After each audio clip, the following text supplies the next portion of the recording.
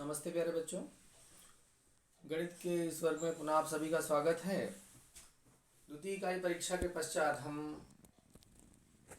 उसके आगे का प्रारंभ करेंगे। नया प्रकरण है गुणा करना।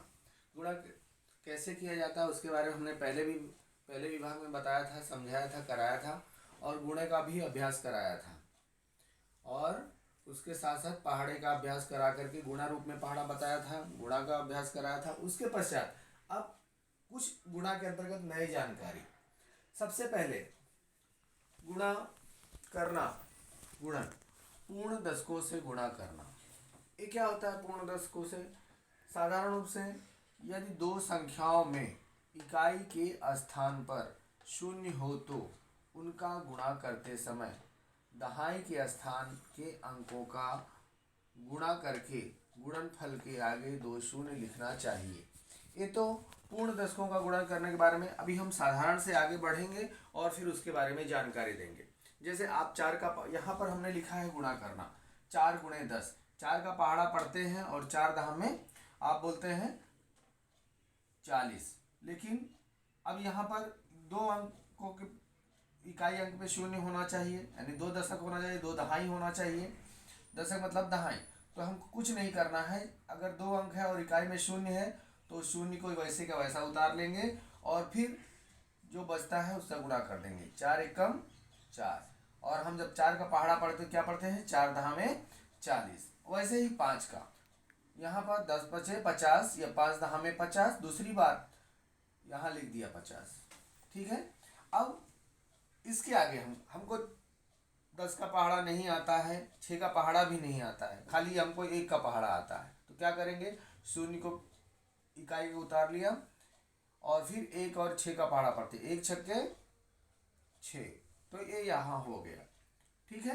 अब यह नियम पूर्ण दशकों में गुणा करना, यानी पूर्ण दहाई में गुणा करना। कैसे? ये दो संख्याओं में इकाई के स्थान पर, यहाँ पर देखिए इकाई के स्थान पर शून्य है, यहाँ पर भी इकाई के स्थान पर शून्य है। तो क्या करना चाहिए? शून्य हो तो उनका गुणा करते समय दहाई के स्थान के अंकों का गुणा करके, ये दहाई का स्थान है, दहाई का स्थान में क्या है? 1 और 1। तो इसका गुणा करेंगे। 1 एकम 1 हमने लिख दिया। पहले दहाई का गुणा कर लेंगे, 1 एकम 1। फिर गुणनफल के आगे 2 शून्य लिख देंगे। ये 2 शून्य कहाँ से आएंगे? एक इकाई का आएगा और 1 इकाई का। 1 शून्य 2 शून्य। अगर हम 10 दहा में 100, 10 का पहाड़ा 10 बार पढ़ते तो क्या बोलते हैं? 10 दहा में 2, 10 दहा में 100। तो इस तरह से 1 और 1 कम 1 और 1 शून्य, फिर ये दूसरा शून्य, 2 शून्य हमने उतार दिया। उसके आगे आइए देखते हैं कैसे करना है। सवाल वही है, कैसे हल करते हैं। 20 गुणे 6, 2 दहाई। 20 यहाँ पर शून्य लिख करके दहाई है। 20 क्या है? 2 दहाई है। 6 क्या है? इकाई है। तो यहाँ पर 2 दहाई गुणे 6 बराबर उतना ही होता है। अब यहाँ पर 6 दूनी 12, 12 दहाई हो गया। 12 दहा में 120। दहाई का मतलब गुणे 10 होता है, 120 हो गया। अब इस सवाल को हम दूसरी, वही सवाल है, किस तरह से करेंगे? 50 गुणे 7। 50 का मतलब होता है 5 दहाई गुणे 7। ठीक है। अब यहाँ 5 सते 35, इसको और उसको गुणा कर देंगे और दहाई को जैसे का तैसा लिख देंगे। 5 सते 35, दहाई का जैसे का तैसा लिख दिया। 5 सते 35 इधर आ गया और यानी दहाई इधर उतार दिया। अब इसका मतलब क्या होता है? कुछ सोचने समझने की जरूरत नहीं। दहाई का मतलब होता है इकाई अंक उसका शून्य होता है। तो यहाँ पर हम लिख देंगे 35। उसके बाद में क्या है? दहाई, यहाँ पर शून्य लिख, इकाई के स्थान पे शून्य लिख दिया। अब दूसरी बात है, वैसे हम कैसे करेंगे?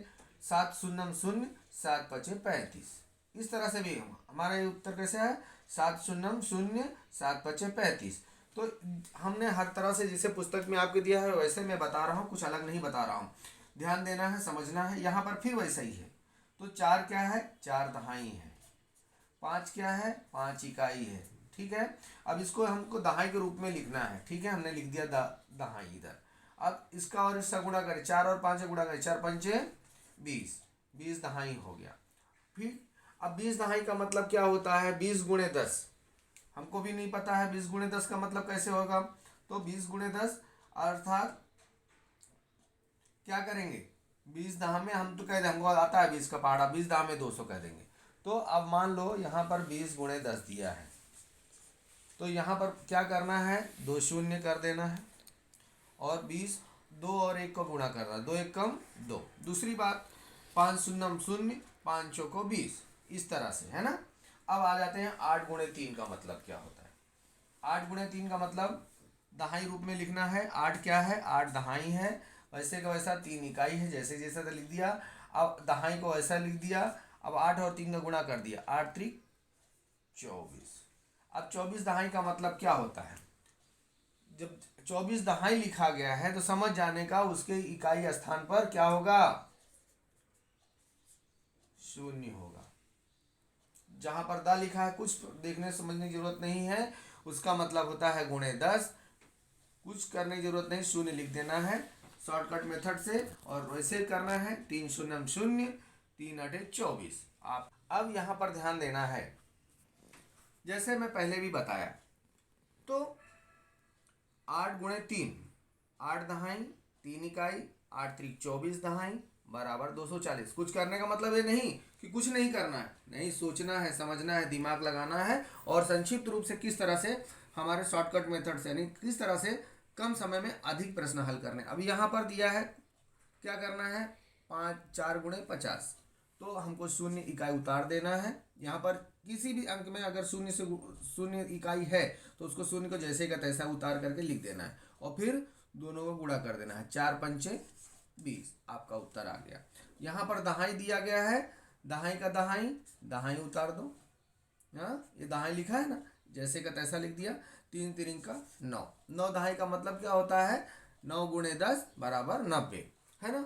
अब ये हम आपको कैसे संक्षिप्त रूप में थोड़े में कैसे करना है, दहाई दहाई दो दहाई दहाई दो दाल नहीं लिखेंगे, ये दहाई का दा लिख देंगे, फिर 3 और 3 का गुणा कर दिया, 9 आ गया। अब यहाँ पर अब ये फार्मूला लागू होता है, ये दो संख्याओं की इकाई के स्थान पर शून्य हो, इसमें भी इकाई में शून्य है, इसमें भी इकाई में शून्य है, तो क्या करेंगे, गुणा करते समय दहाई के स्थान के अंगों को गुणा करके गुणनफल के आगे 2 शून्य लगा देंगे।